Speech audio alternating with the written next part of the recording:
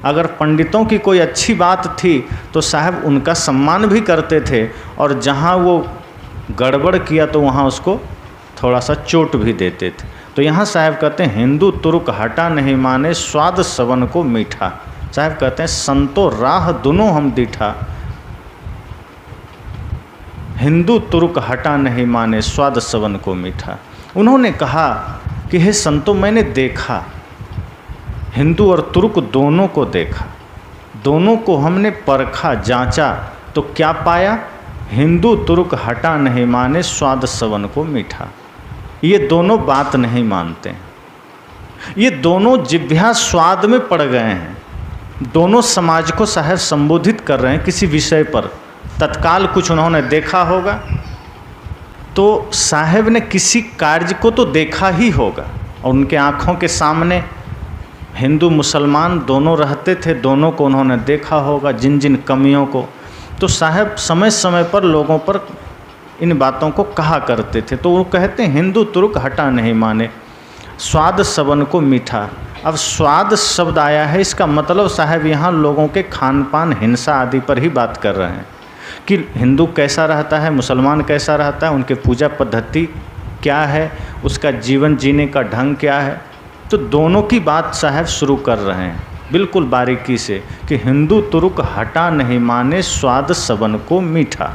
वो कहते हैं हिंदू तुर्क हटा मतलब रोकना, जो बातें किसी को कही जाए और वो आदमी ना माने, तो साहब कहते हटा नहीं माने, यानी कि हम उसको रोक रहे हैं लेकिन मानता नहीं।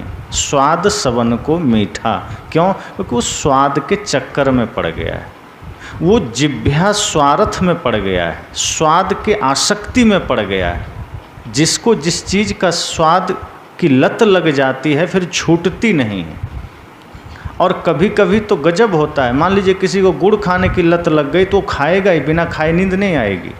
किसी को तंबाकू खाने की लत लग गई तो सुबह उठते ही तंबाकू चाहिए, जब तक अब भोजन के बाद तंबाकू चाहिए। अब भोजन भरपेट खाया है लेकिन लगता है कहाँ जगह बच गई, तंबाकू खाना ही खाना है।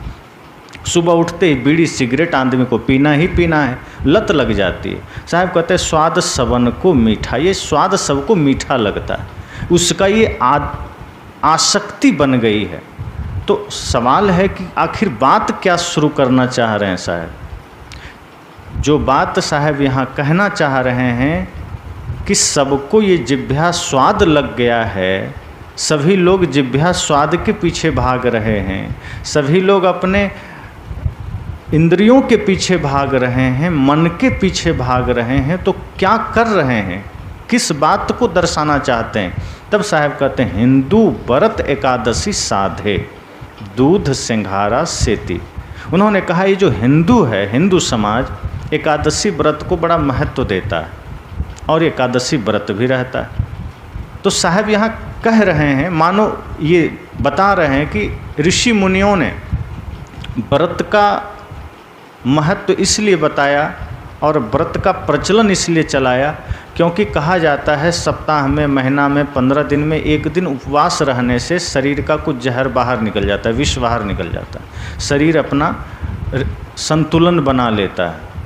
तो इसलिए व्रत रहना चाहिए, उपवास रहना चाहिए। लेकिन आदमी खाने में इतना आदी है कि डायरेक्ट किसी को कह दीजिए भोजन छोड़ दो तो कोई नहीं छोड़ेगा। तो ऋषि मुनियों ने विधान बना दिया कि चलो व्रत का नाम लगा देते हैं, कुछ व्रत शुरू कर देते हैं, कम से कम इसी नाम से तो लोग व्रत उपवास रह लेगा। और व्रत भी लगाया तो इतना ऐसे नहीं लगाया, अगर सिर्फ कह देता कि एकादशी व्रत करना है या पूर्णिमा का व्रत करना है या जितने भी बहुत सारे व्रत हैं व्रत करना है तो आदमी नहीं करता। तो क्या किया, उसका परिणाम बता दिया कि व्रत करने का क्या फल मिलता है। तो ऐसा फल बता दिया कि डायरेक्ट स्वर्ग मिल जाएगा, धन मिल जाएगा, रिद्धि सिद्धि मिल जाएगा, बिल्कुल तत्क्षण लाभ मिल जाएगा, वैकुंठ में निवास मिल जाएगा। अब आदमी सोचता है अगर एक दिन भूखा रहने से ये सब मिल सकता है तो क्या दिक्कत है, रह लेंगे। लेकिन फिर बाद में जो लोग भूखे नहीं रह पाते थे तो पंडितों ने थोड़ा एक और विधान बना दिया कि अगर भूखे नहीं रह सकते तो नींबू पानी पी सकते हैं। तो लोगों ने कहा कुछ और छूट मिल सकती है क्या नींबू पानी के अलावा? कहा मीठा चीज़ खा सकते हैं, हलवा खा सकते हैं, खीर खा सकते हैं, बस छूट मिलनी थी कि आदमी दिन भर जितना रोज़ खाता था उससे ज़्यादा खा जाता है। अब व्रत जिस दिन रहता है तो व्रत रहना था पेट खाली रखने के लिए, भूखे रहने के लिए, लेकिन छूट मिल गई कि नींबू पानी पी सकता है, फल खा सकता है, दूध पी सकता है, हलवा खा सकता है, खीर खा सकता है। अब आदमी इतना ओवरलोड कर लेता है कि दिन भर करवटें बदलता रहता है। अब करना था क्या, लेकिन कर लिया क्या? तो साहब कहते हैं हिंदू व्रत एकादशी साधे दूध सिंघारा से थी। दूध लेता है, सिंघारा का खीर बनाता है, हलवा बनाता है, इसी से अपना एकादशी व्रत को साधता है। अब यहाँ व्रत शुरुआत हुई थी सिर्फ शरीर हेतु से, ताकि शरीर में 1 सप्ताह 15 दिन में व्यक्ति थोड़ा उपवास रह ले। ये आयुर्वेद में भी कहा गया है, शरीर विज्ञान के लिए बहुत अच्छी चीज़ है, शरीर स्वास्थ्य के लिए, कि हर व्यक्ति को सप्ताह या 15 दिन में या महीना में कम से कम 1 दिन उपवास बिल्कुल रहना चाहिए। जल लेते रहिए, लेकिन अब व्रत के समय लोगों ने क्या किया, जल तो लेते ही हैं, साथ साथ मीठा खाना शुरू कर दिया, ताकि पेट खाली ना रहे। बस नाम हो गया कि हमने नमक नहीं खाया, दाल भात नहीं खाया, लेकिन उसके अलावा इतना ले लिया कि वो 4 दिन नहीं पचेगा, तो कोई मतलब नहीं रहा व्रत करने का। अब साहब जब इसको आध्यात्मिक रूप से लेते हैं, ये तो शरीर स्वास्थ्य के लिए हो गया कि व्रत क्यों करना है, भूखे क्यों रहना है। अगर एकादशी करते भी हैं तो कभी द्वादशी भी कर लीजिए, द्वादशी के दिन भूखे रह लीजिए, कभी त्रयोदशी के दिन रह लीजिए, कोई दिक्कत नहीं है। फल उतना ही मिलेगा अगर सच में भूखे हैं तब, और यदि खा लिए तो एकादशी में भी करेंगे तो भी फल नहीं मिलेगा। तो साहब यहाँ कहते हैं कि असली व्रत तो तब होगा, ये तो शरीर के लिए बताया साहब ने, लेकिन असली एकादशी व्रत तब होगा जब 5 ज्ञानेंद्रियाँ, 5 कर्मेंद्रियाँ और 1 मन, एक मिला के कितना हुआ, 11। तो साहब कहते हैं असली व्रत कब होगा, जब 10 इंद्रियों सहित मन को हम वश में कर लेंगे, उस दिन एकादश व्रत हो गया। लेकिन ये बस में नहीं होता है, बल्कि बस से बाहर हो जाता है। आदमी को नहीं खाना था और खा लिया, व्रत करके भी संतुलन नहीं।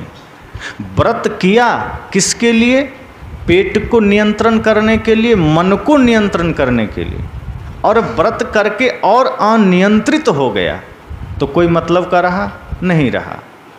ये तो ऐसा ही हुआ जैसे भगवान महावीर के बारे में कहा जाता है कि वो कपड़ा नहीं पहनते थे। अब वो जंगल गए, ध्यान साधना करने लगे, धीरे धीरे जो कपड़े पहने थे पुराने हो के फट के निकल गए, तो दोबारा कपड़ा ही धारण नहीं किया। वो जानबूझ के नहीं छोड़ा, वो गिर गया, और गिर गया तो वैसे ही वो जंगल में समय बिता दिए। अब जो कपड़ा ही नहीं पहने, आज उन्हीं के नाम पर महावीर वस्त्र भंडार मिल जाएगा आपको।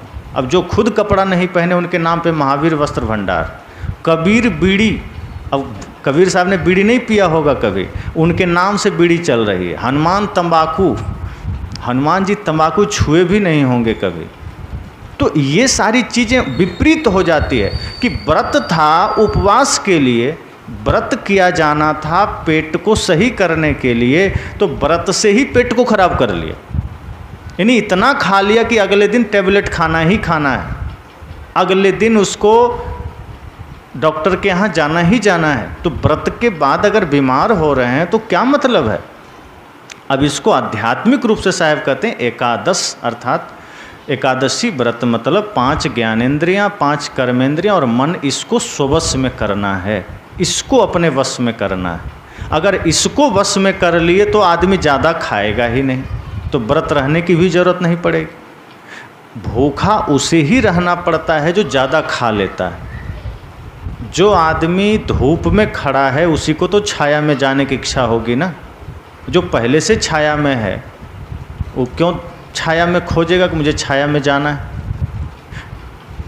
जो आदमी भूखा है वही तो भोजन की तलाश करेगा। जो पहले से तृप्त है वो भोजन क्यों खोजेगा। जो चीज़ नहीं होती है हम उसकी तलाश करते हैं। जो बीमार है वो दवा की खोज करता है। जहाँ बीमारी है वहाँ डॉक्टर को जाना पड़ता है। जहाँ स्वास्थ्य पहले से मौजूद है, जहाँ बीमारी ही नहीं है, वहाँ दवाई की क्या ज़रूरत है। तो अगर भूखे रहने से ही व्रत कंप्लीट हो जाता तो जो बेचारे कई लोग फुटपाथ पर 4-4 दिन भूखे रह जाते हैं, उसको तो सबसे पहले स्वर्ग मिल जाता।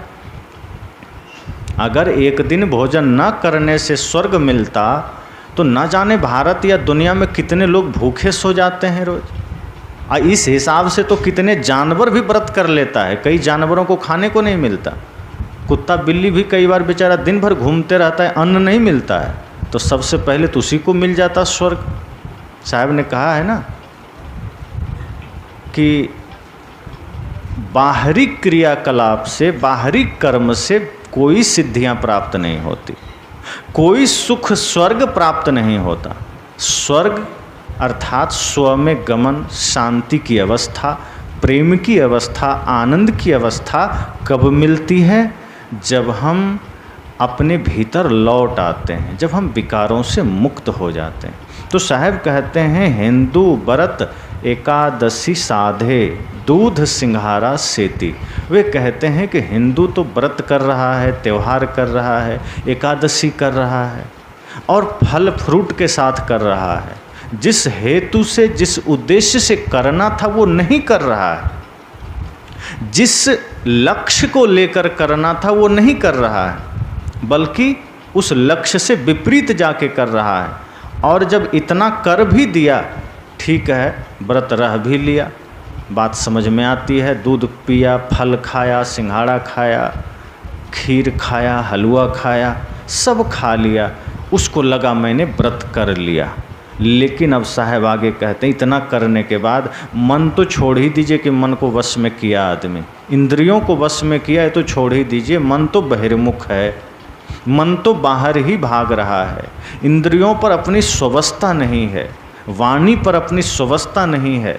जब जो मन में आया आदमी बोल दिया।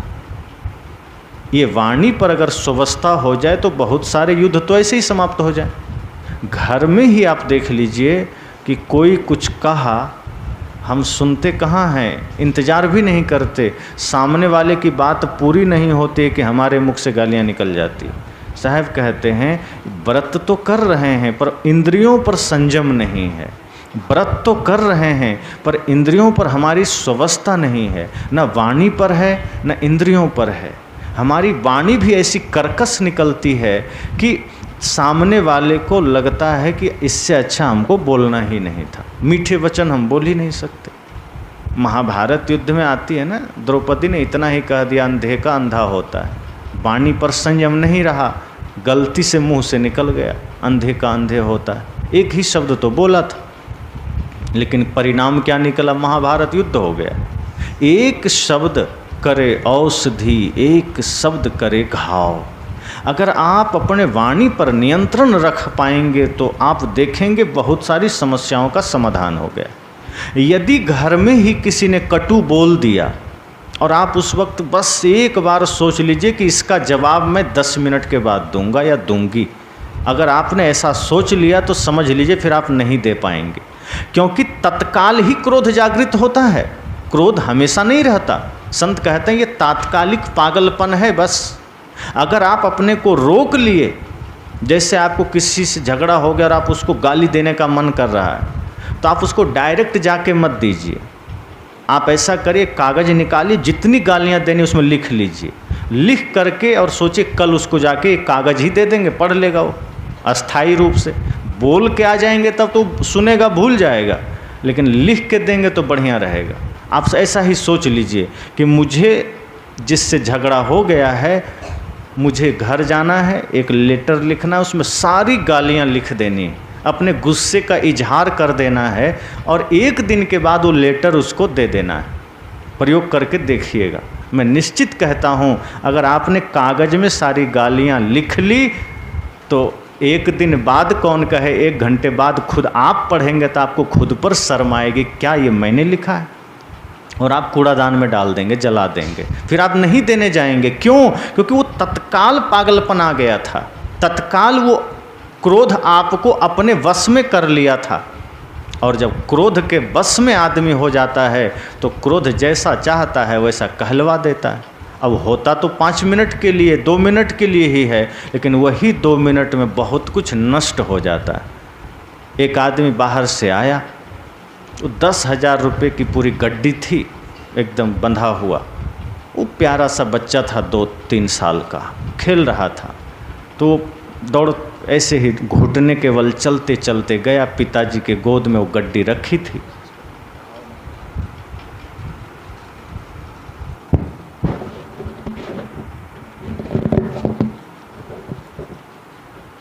तो वो गड्डी रखी थी और वो हाथ में पकड़ लिया। तो पिता भी ध्यान नहीं दिया, कहा अपना ही तो प्यारा बेटा है, क्या करेगा, ज़्यादा से ज़्यादा ही खेलेगा। लेकिन क्या हो सकता है वो सोचा भी नहीं था। वो बच्चा गड्डी लिया। अब बच्चे को क्या पता है कि गड्डी में इसका महत्व क्या है। आप 2 साल के बच्चे को एक हाथ में खिलौना रखिए और एक हाथ में 2000 का नोट रखिए तो आप जानते हैं कि वो क्या पकड़ेगा, वो खिलौना ही पकड़ेगा। लेकिन जवान आदमी के सामने आप ले जाइए तो पहले ही नोट पकड़ लेगा, क्योंकि जवान को पता है 2000 का महत्व क्या है, और बच्चे को नहीं पता है। तो बच्चा क्या जानता था ये 10,000 रुपया है कि क्या है। वो खेलते खेलते नोट को लेके आगे भोजन बन रहा था, बड़ा सा चूल्हा था, उसी में डाल दिया। पूरा 10,000 रुपया जल के राख हो गया। इतना जैसे ही पिता ने देखा, क्षण भर के लिए ऐसा भयंकर क्रोध जगा कि उस 2 साल के बच्चे को उठाया और उसी चूल्हा में डाल दिया। 2 क्षण का क्रोध उठा, 2 क्षण में ही बच्चे को चूल्हे में डाल दिया। अग्नि तेज थी, कोयले की आग थी, 2-4 मिनट भी नहीं लगा, जल गया।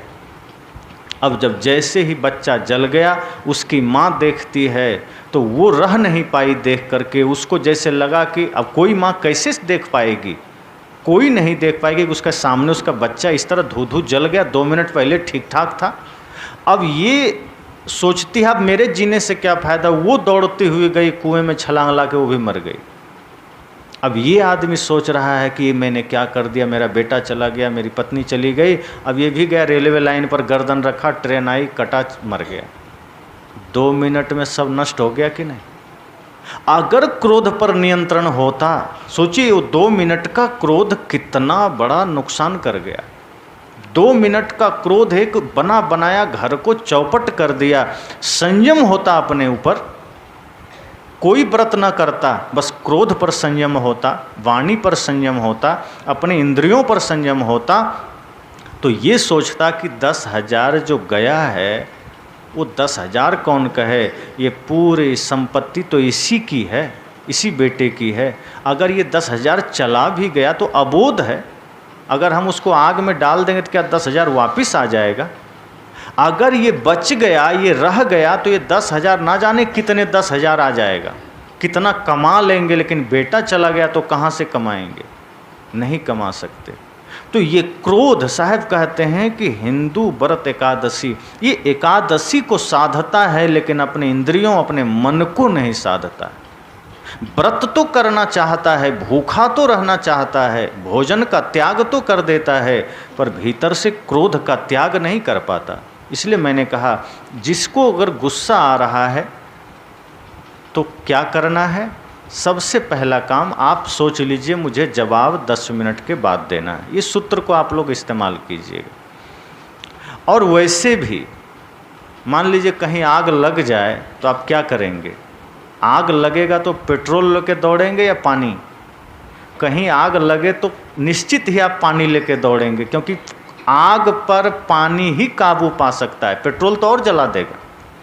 तो सामने वाला अगर क्रोध की आग में जल ही रहा है और आप भी पेट्रोल लेके दौड़ गए तो फिर आग बढ़ेगी कि रुकेगी, बढ़ जाएगी, भयंकर आग बढ़ेगी। तो अगर सामने वाला क्रोध में अंगार बन गया है तो आप जलधार बन जाइए, आप थोड़ा शीतल बन जाइए, क्योंकि एक को तो ठंडा होना ही पड़ेगा। आप पानी बन जाएंगे तो सामने वाले के भीतर जो क्रोध की आग है वो भी शांत हो जाएगी, और उसकी हो ना हो कम से कम आप तो क्रोध से बच जाएंगे, आप तो विकार से बच जाएंगे। और बाद में उसका भी ठंडा होगा तो कम से कम इतना तो सोचेगा कि मैंने भूल किया, उसने तो किया ही नहीं, मैंने उस पर गुस्सा किया, वो मुस्कुरा दिया। साहब कहते हैं इसलिए व्रत भले ही बाहर आप ना करें, उपवास ना करें, चल जाएगा, लेकिन उपवास करके, व्रत करके अगर जीवन से क्रोध नहीं छूटा, वाणी पर संयम नहीं हो पाया, इंद्रियां स्ववश नहीं हो पाई, तो ऐसे व्रत से क्या लाभ? फिर ऐसा व्रत करने का क्या अर्थ होता है? उससे अच्छा कोई व्रत की जरूरत नहीं। अब माताएं जैसे तीज का व्रत करती, तो शायद ये पुत्र के लिए होता है क्या? तीज पति के लिए होता है। अच्छा, जितिया व्रत पुत्र के लिए होता है, मैं भूल गया, मैं तो करता नहीं, कहाँ से याद रहे। तो अपने पुत्र के लिए व्रत करती हैं या पति के लिए करती हैं, कोई बात नहीं, क्या सोच के करती हैं? मान लीजिए अगर पुत्र के लिए आप कोई व्रत कर रहे हैं, यही सोच के कि पुत्र की आयु बढ़ जाए, पुत्र बढ़िया बने। अब भूखे आप रह रहे हैं, अन्न आपने छोड़ा है, पूजा आप कर रहे हैं, अब इसका प्रभाव बेटे पर कैसे चला जाएगा? अगर आप चाहते हैं बेटा सही रहे, लंबी उम्र जिए, तो आपका सबसे बढ़िया व्रत क्या होगा? बेटे को सही शिक्षा दीजिए, सही संस्कार दीजिए, जो माता सीता ने दिया था। अगर आपने बेटे को सही संस्कार नहीं दिया और आप खूब जितिया व्रत कर लिए और बेटा चला गया कुसंग में, शराब पी रहा है, जहाँ तहाँ लफड़ा कर रहा है, तो आप इधर व्रत करते रहेंगे और उधर पुलिस हथकड़ी लेने पहुंच जाएगा कि चलो तुमको अरेस्ट करने आए। आपका व्रत धरा के धरा रह जाएगा। साहब यही कहते हैं कि ये व्रत काम नहीं करेगा, ये एकादशी से काम नहीं चलेगा जब तक एकादश 10 इंद्रियां और एक मन स्ववश में नहीं होगा, जब तक आप स्ववश करके सही रास्ता नहीं देंगे अपने को और अपने बच्चों को, तब तक ये कुछ नहीं बनेगा। इसलिए कि किसी भी व्रत की बात है, चाहे पूर्णिमा की व्रत है, चाहे वो एकादशी का व्रत है, बहुत लोग सोमवारी भी करते हैं, मंगलवारी करते हैं, हमें तो लगता है 7 दिन व्रत ही व्रत है, उसके अलावा भी व्रत है। कई बार एक एक दिन में 2-2, 3-3 व्रत भी पड़ जाता है और लोग करते हैं। लेकिन साहब ये कहते हैं कि मैं रोकता नहीं हूँ, मैं मना नहीं करता हूँ, आप व्रत कीजिए, पूजा कीजिए, लेकिन उसका संबंध आपके इंद्रियों से होना चाहिए, व्रत का संबंध आपके मन से होना चाहिए। अगर व्रत करके मन स्ववश ना हो पाया तो ऐसे व्रत से क्या लाभ है?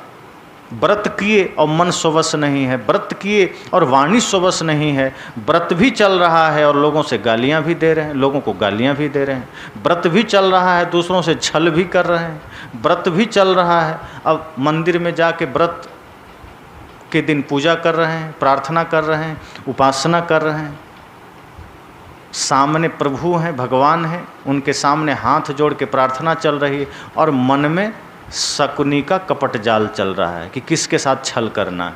कहते हैं फिर ये व्रत फिजूल है, ये व्रत झूठ है।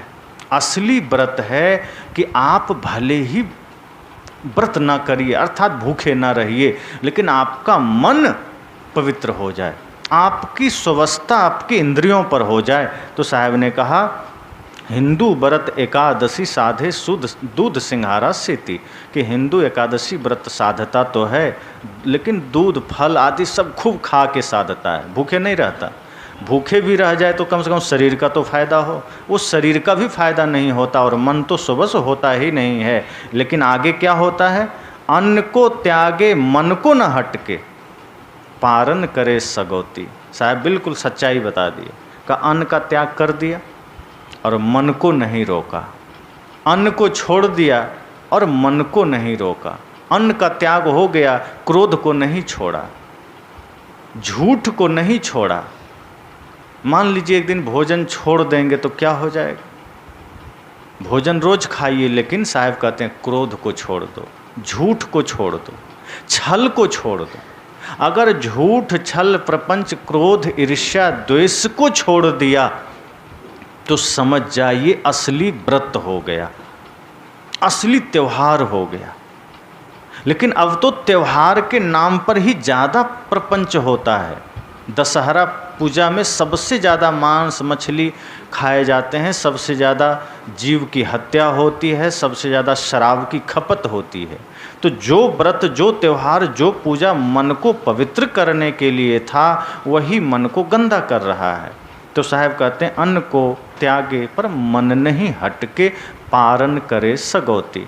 तो आज तो जैसे एकादशी व्रत रह लिए, अब आज लोगों ने क्या किया, व्रत है इस नाम पर हलवा बनाया, खीर बनाया, पूड़ी बनाया, शरबत बनाया, जूस दूध सब बनाया, खाया।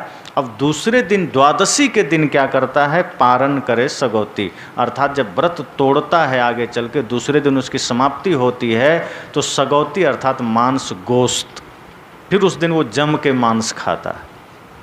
अभी भी सावन में लोग कहा सावन का महीना है मांस नहीं खाएंगे, यानी 11 महीना, 1 महीना बोले बम और 11 महीना तौले कम। 1 महीना बोले बम बोल देंगे और 11 महीना झूठ छल प्रपंच चलेगा। यही साहब कहते हैं पारन करे सगौती। एक दिन तो भूखा रह लिए, एक दिन व्रत कर लिए, एक दिन मीठा भोजन ले लिए, एक दिन फल खा लिए, अगले दिन मांस खा रहे हैं, अगले दिन गोश्त खा रहे हैं। ये साहब कहते हैं ये तथाकथित पुजारियों की, भक्तों की हालत है। ये तथाकथित जो अपने को भगवान के भक्त मानते हैं, अपने आप को सनातन हिंदू धर्म के मानते हैं, ये इनकी हालत है। तब लोगों ने कहा साहब आप तो हिंदुओं की बड़ी खिंचाई कर दी, आपको सिर्फ हिंदुओं में कमी दिखती है और मुसलमानों में नहीं। कहा दिखती है, वो भी गलत करता है। तब आगे तुरंत साहब कह देते हैं तुरुक रोज़ा नमाज गुजारे, बिस्मिल बांग पुकारे। साहब की महानता ये है और उनकी मतलब बुद्धिमत्ता ही कहें कि एक ही पद एक ही लाइन में दोनों को सेट कर देते हैं, दोनों पर प्रहार कर देते हैं। अलग से वो समय नहीं निकालते कि चलो बाद में इसको खबर लेंगे, दोनों निपटारा एक साथ कर देते हैं। इतनी बुद्धि उनकी प्रबल थी, महानतम बुद्धि। लोग कहते हैं आइंस्टीन की बुद्धि इतनी ज़्यादा थी, हमें लगता है सदगुरु कबीर की बुद्धि इतनी ज़्यादा थी कि उसका कोई आर पार नहीं। वो कहते तुर्क रोज़ा नमाज गुजारे, कहते ये मुसलमान भी कम थोड़े है, ये रोज़ा करता है। रमज़ान का जो महीना होता है जिसमें पूरा 1 महीने का रोज़ा रहता है, रोज़ा अर्थात दिन भर कुछ नहीं खाता, एकदम शुद्ध जीवन जीता है, और रोज़ा कर लेगा, नमाज अदा कर लेगा, मस्जिद में जा कर के बिस्मिल अर्थात कोई भी काम शुरू करने से पहले खुदा की इबादत के लिए जो काम शुरू करता है तो उसके नाम से करता है, बिस्मिल्लाह बोल के करता है। तो वही साहब कहता है बिस्मिल बांग पुकारे, बिस्मिल बोल करके वो अजान देता है।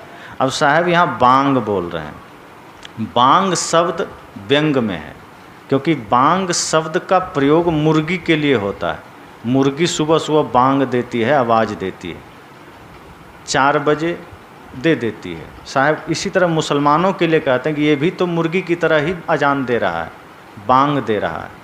मतलब इस चीज़ को व्यंग में ले रहे हैं कि मुसलमान भी कम थोड़े, ये भी तो सुबह सुबह या दिन में 5 बार अल्लाह का नाम माइक से ले करके हल्ला मचा रहा है, बांग दे रहा है मुर्गी की तरह। रोज़ा नमाज भी कर रहा है, बिस्मिल का नाम लेकर के, खुदा का नाम लेकर के बांग भी दे रहा है। लेकिन इससे क्या हो जाएगा, खूब रोज़ा रह लिया, खूब बांग दे दिया, खूब अल्लाह का नाम ले लिया, लेकिन इससे होगा क्या।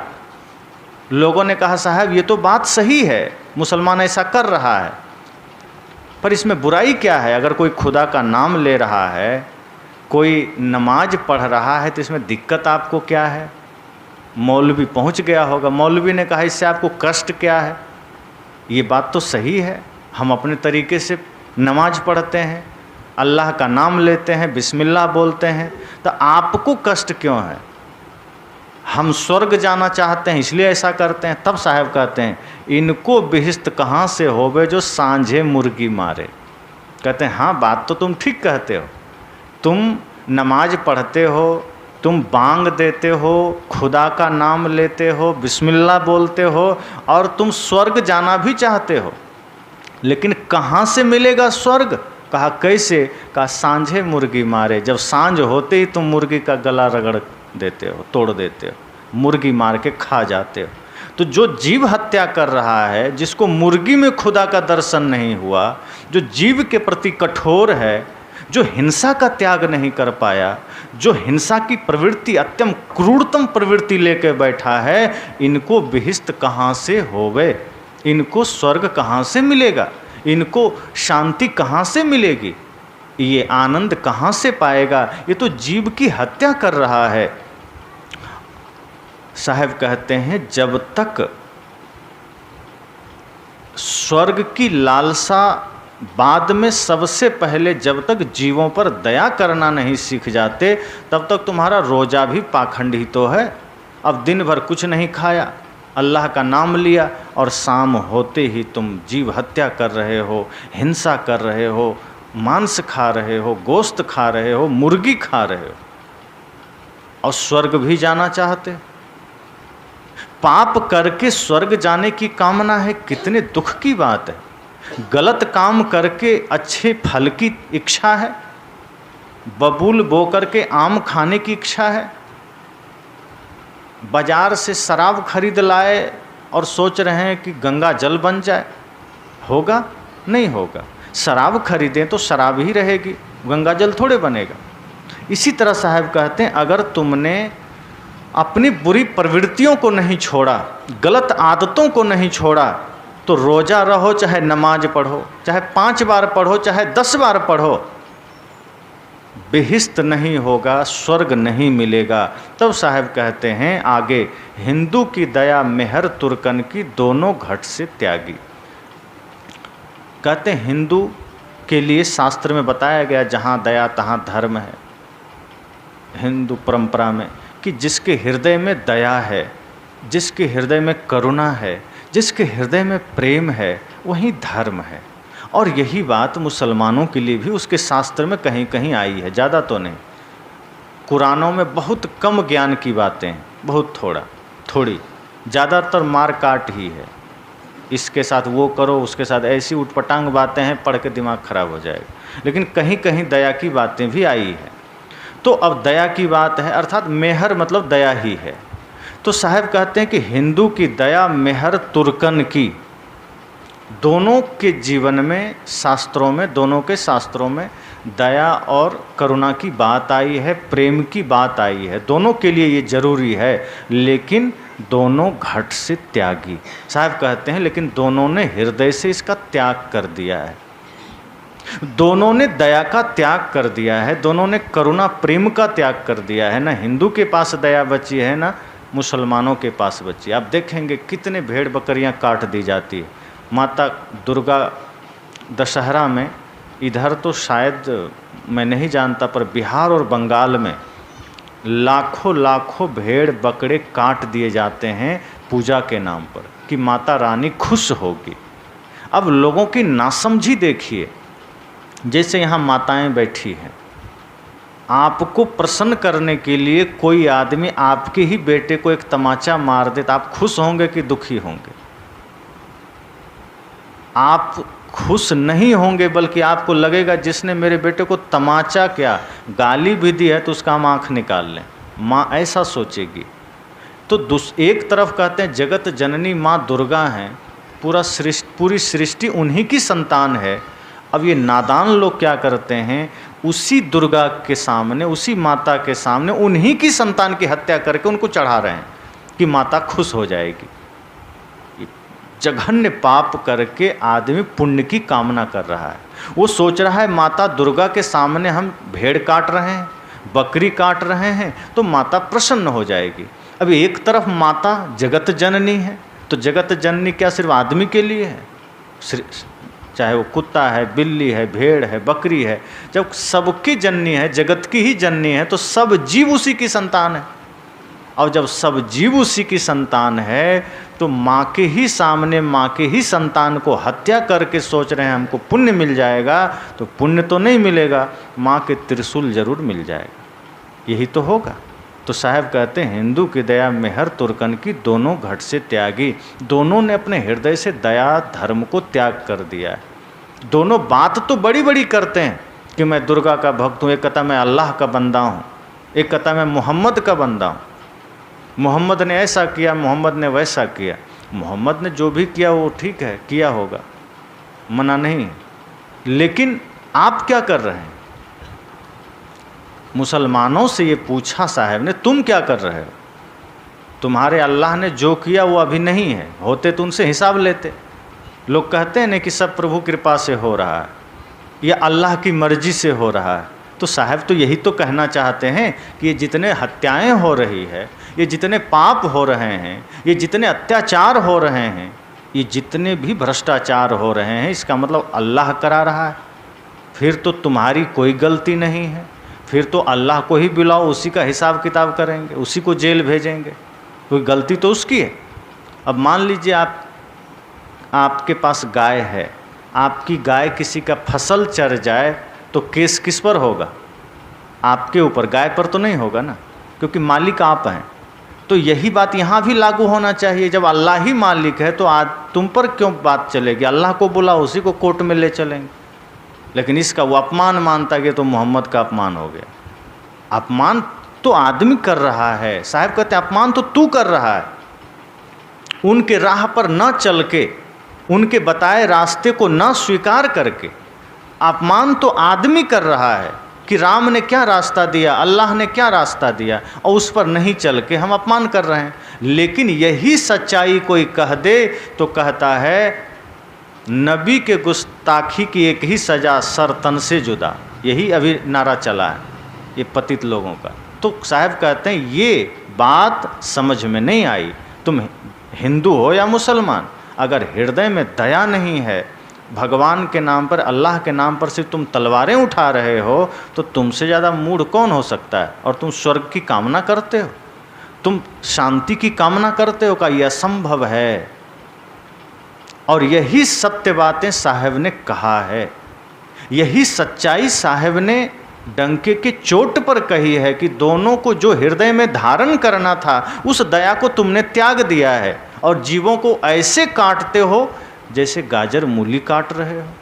अब तो आदमी को भी ऐसे लोग काट देता है जैसे साग काट रहा है। और तुम कहते हो तुम अल्लाह के भक्त बंदे हो, तुम भगवान के भक्त हो। कहा ये बात समझ में नहीं आई। और इनका तरीका क्या है? साहब ने कहा इन्होंने दया का त्याग कर दिया, मुसलमानों ने मेहर का त्याग कर दिया। वो करता क्या है? ये हलाल हुए झटका मारे आग दोनों घर लागी। ये जो मुसलमान है ये हलाल करता है, मतलब तरीका भी बता दिया गया है कि तुम कैसे मारोगे। हिंदू झटके से हत्या करता है, बकरे के गर्दन पर रखेगा तलवार और एक झटका में उड़ा देगा। इसलिए आप कहीं बाज़ार में जाएंगे तो लिखा रहेगा झटका चिकन शॉप, या बकरा क्या क्या सब छील उल के लटकाए रहता है, देख के दिमाग खराब। और साहब भी इसको बारीकी से बता रहे हैं कि ये हलाल वह झटका मारे। कितनी बारीकी से साहब की नज़र रही होगी इन पाखंडियों पर, सब कुछ देखते रहे होंगे। जैसे आजकल सीसीटीवी लगा रहता है ना, लोग क्या कर रहा है। सदगुरु कबीर तो हमेशा ज्ञान का सीसीटीवी लेके चलते थे। दिव्य दृष्टि इसी को कह सकते हैं कि व्यक्ति कहाँ सही है, कहाँ गलत है, कहाँ प्रपंच कर रहा है, कहाँ वो भूल कर रहा है। सदगुरु कबीर एक एक गतिविधि को देखते हैं, इसलिए वो झटका भी बोल रहे हैं कि वो हलाल कर रहा है, ये झटका मार रहा है। मुसलमान हलाल करता है, वो जानवर के गर्दन पर छुरी रख के रेतता है। सोचिए कितना कष्ट होता होगा। अपने हाथों में थोड़ी सी खरोच आ जाए तो आदमी दुनिया हिला के रख दे ऐसा लगता है, पूरा सब सर पर उठा लेता है। और एक जीव के गर्दन में तलवार रख के रेत रहा है और हिंदू झटका मारे आग दोनों घर लागी। यहाँ आग से हम तात्पर्य यह ले सकते हैं कि ये जो हिंसा की आग है, ये जो क्रूरता की आग है, ये जो निर्दयता की आग है, ये दोनों के हृदय में है, ये दोनों के घर में है, दोनों के पास है। ये दोनों के हृदय में हिंसा की आग जल रही है, दोनों के हृदय में क्रूरता की आग जल रही है। अब जो इस तरह से जघन्य अपराध कर सकता है, जिसके हृदय में इतनी हिंसा की आग जल रही हो, वो किसी को नहीं छोड़ेगा। वो कभी धर्म का काम कर ही नहीं सकता, वो कभी पुण्य का काम कर ही नहीं सकता। इसलिए साहब ने कहा ये हलाल हुए झटका मारे आग दोनों घर लागी। एक तरफ से साहब अपने, समझिए कोई सामने बैठ के साहब से प्रश्न करते जा रहा है और साहब हर पंक्ति में उत्तर देते जा रहे हैं। लोग पूछ लिया होगा कि क्या क्या होता है, और साहब बारीकी से एक तरफ से सब बातों पर बढ़िया से प्रकाश डाल रहे हैं कि क्या हो रहा है आज, हिंदू क्या कर रहे हैं, मुसलमान क्या कर रहे हैं। अब इसी में समझ जाइए ईसाइयों की भी बात, इसी में समझ जाइए यहूदियों की, बौद्धों की। साहब ने तो कई जगह, सदगुरुदेव जी ने बौद्ध को अहिंसावादी तो माना है। सदगुरुदेव अभिलाष साहब जी ने जो व्याख्या किया है तो इसमें जहाँ भी जैन और बौद्ध का नाम आया है तो साहब ने कहा ये लोग में अहिंसा है, लेकिन वर्तमान में ऐसा नहीं है। जैन तो अभी भी अहिंसक हैं, पूर्ण अहिंसक हैं, लेकिन बौद्धों में बड़ी क्रूरता आ गई है। बौद्ध लोग मांस खाने लगे हैं, जीव की हत्या करके वो मांस खाते हैं, बड़े मांसाहारी हैं। तो बौद्धों में अहिंसा अब नहीं रही। बुद्ध परम करुणावान हैं, दयालु हैं, प्रेम के सागर हैं, लेकिन बुद्ध से विपरीत आज बौद्धिस्ट लोग हो गए हैं। उनमें न दया बची है और न तो अहिंसा का कोई भाव बचा है। कोई कोई बौद्धिस्ट आपको मिल जाएंगे जो अहिंसक होंगे, वरना अधिकांश जितने को हमने देखा जाना है वो सब एक नंबर के राक्षस हो गए हैं। तो साहब कहते हैं ई हलालवे झटका मारे आग दोनों घर लागी।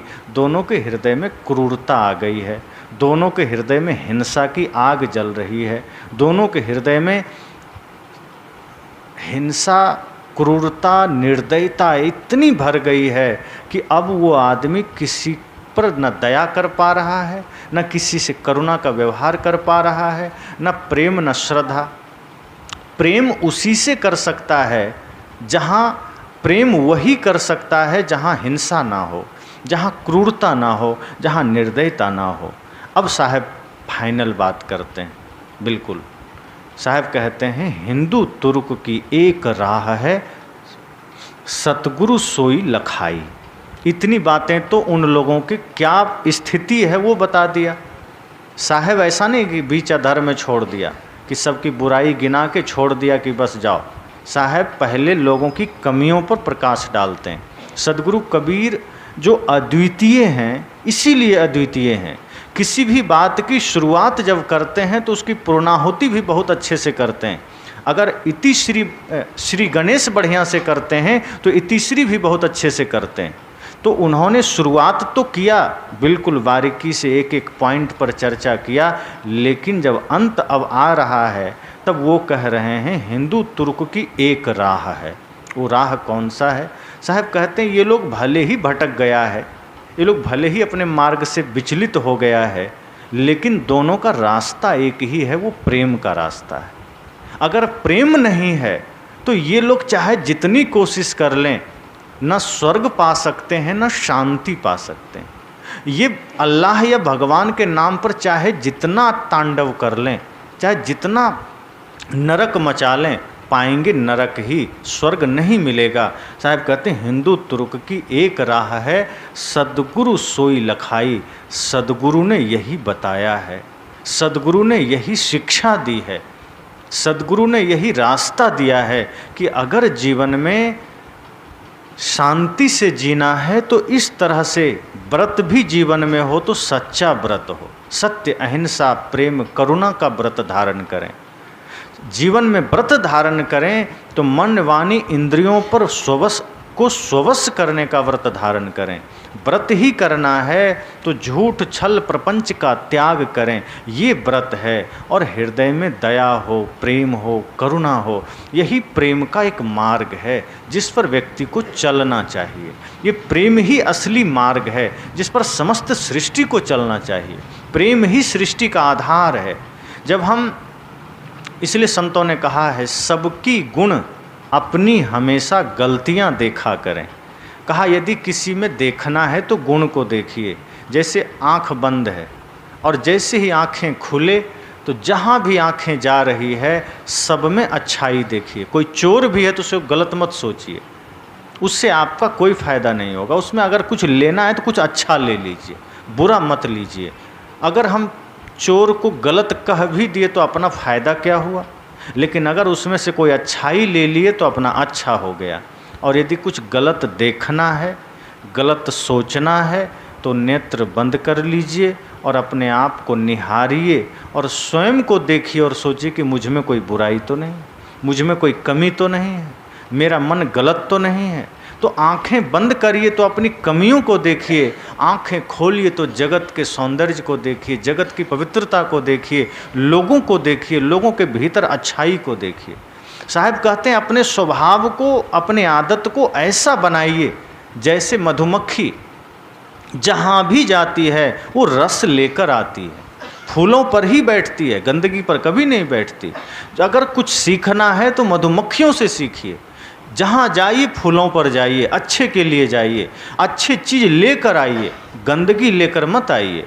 अगर मधुमक्खी जैसी आदत या स्वभाव बना लिए तो समझ लीजिए कि लोगों से कलेक्ट किया हुआ, लोगों से एकत्र किया हुआ ज्ञान शहद से भी मीठा हो जाएगा, अमृत की भांति होगा और वो दूसरों के लिए भी अमृत का काम करेगा।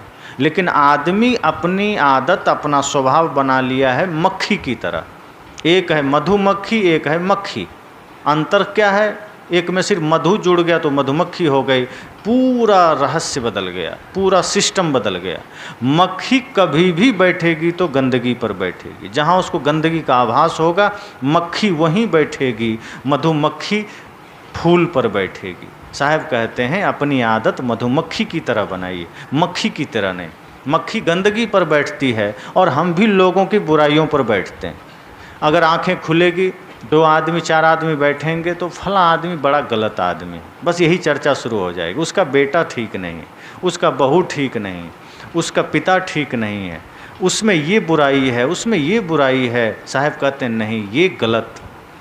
अगर आपको कहीं कुछ देखना है तो भीतर प्रेम की दृष्टि को धारण करते हुए लोगों में अच्छाई को देखिए। सार सार को गही रहे, देई असार बहाए। साहब ने कहा कि लोगों से सार को ग्रहण कर लेना है, तो जो सार तत्व है, जो सही है, और जो असार है, झूठ है, कचड़ा है, उसको बहा देना है, उसको लेना नहीं है। तो साहब कहते हैं हिंदू तुरुक की एक राह है, वही प्रेम की राह है, सत्य की राह है। और ये तब होगा जब हम अपनी आँखें अपनी ओर कर लेंगे। जब तक दूसरे की ओर है तब तक हम बुराई ही देखेंगे, तब तक हम गंदगी ही देखेंगे, और जब तक आँखों से बुराई लेते रहेंगे तब तक प्रेम हृदय में टिकेगा नहीं। जब हम अपनी कमियों को देखेंगे तो प्रेम जागृत होता है। और प्रेम फिर ऐसा है, साहब ने कहा ना, पोथी पढ़े पढ़े जगमुआ, पंडित भया ना कोय, 2.5 आखर प्रेम का पढ़े सो पंडित हो।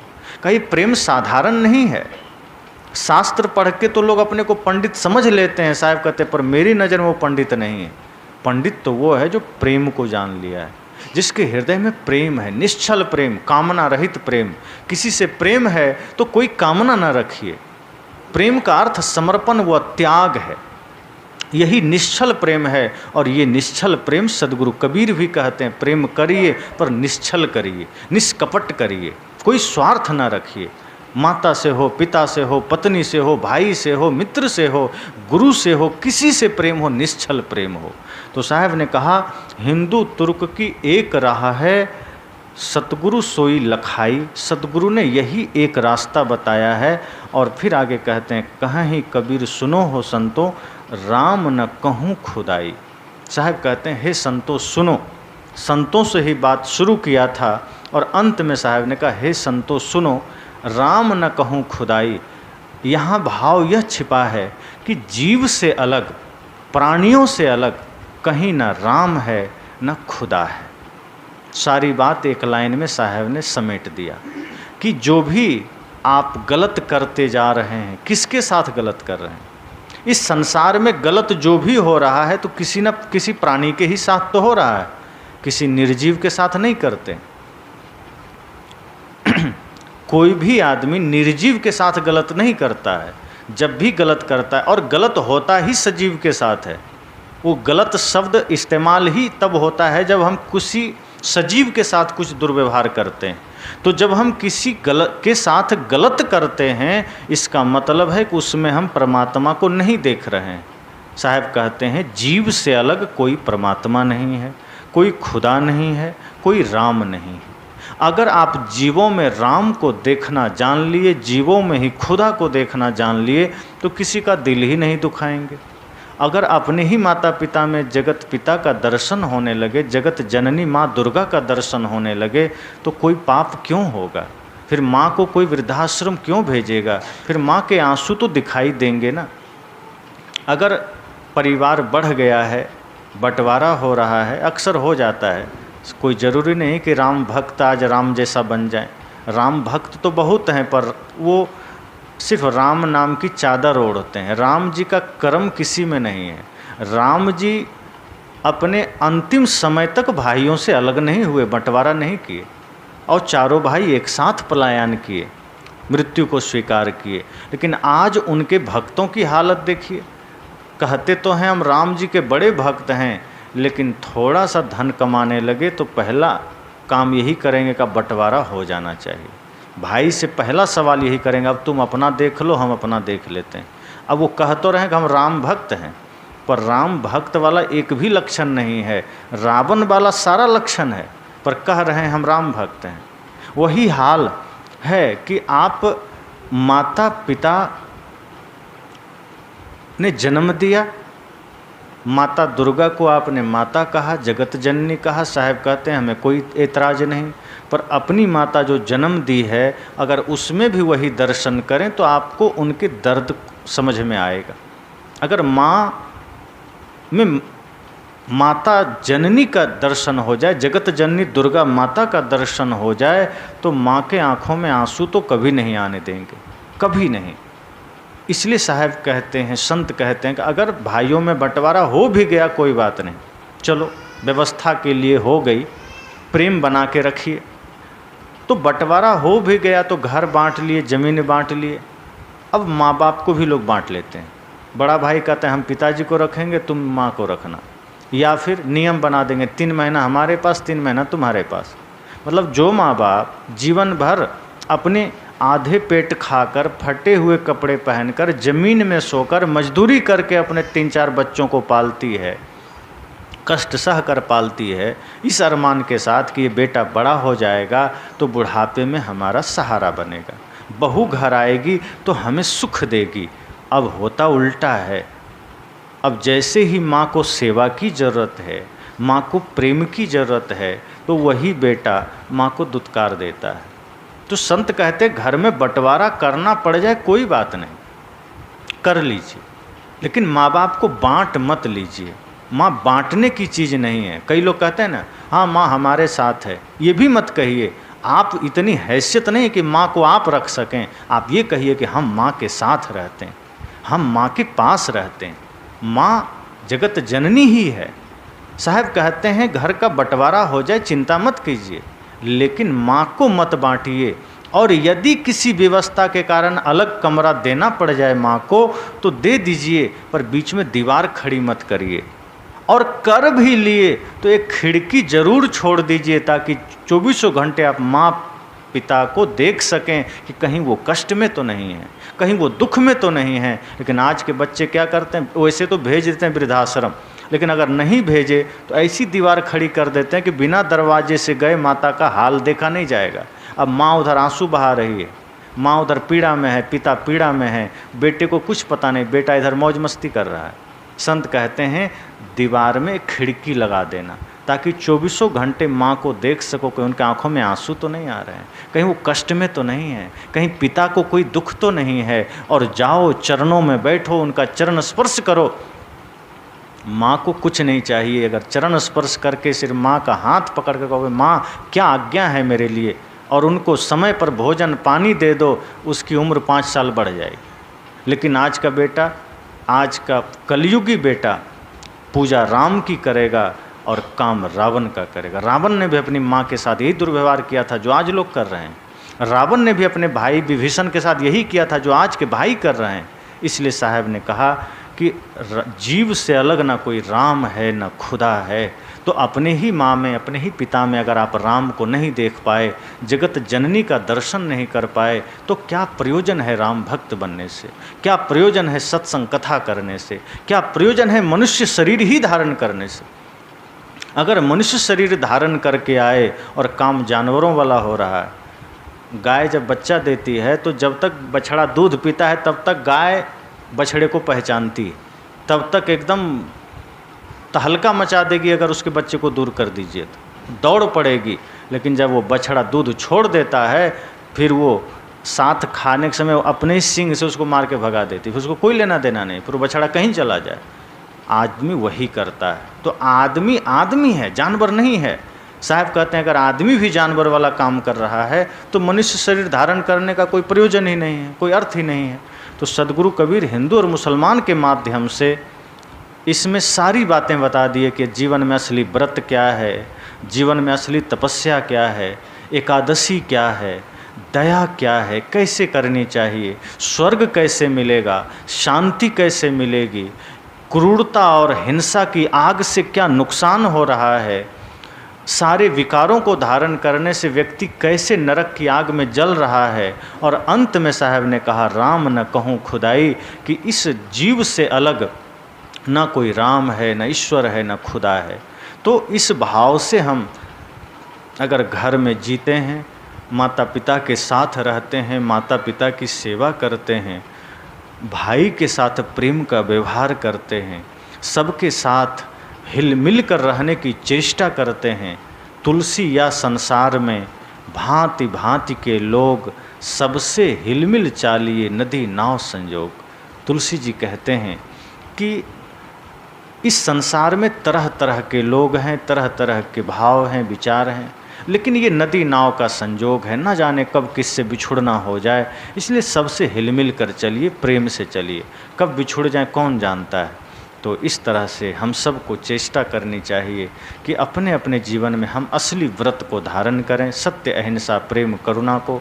और ये जो 5 कर्म इंद्रियाँ हैं, 5 ज्ञानेंद्रियाँ हैं और एक मन, इन 11 पर हम अपना नियंत्रण रखें, इससे हम अपने वश में करें ताकि हमारा असली एकादशी व्रत हो सके, दया को धारण करें और समस्त सृष्टि में भगवान का दर्शन करें ताकि पाप ना हो।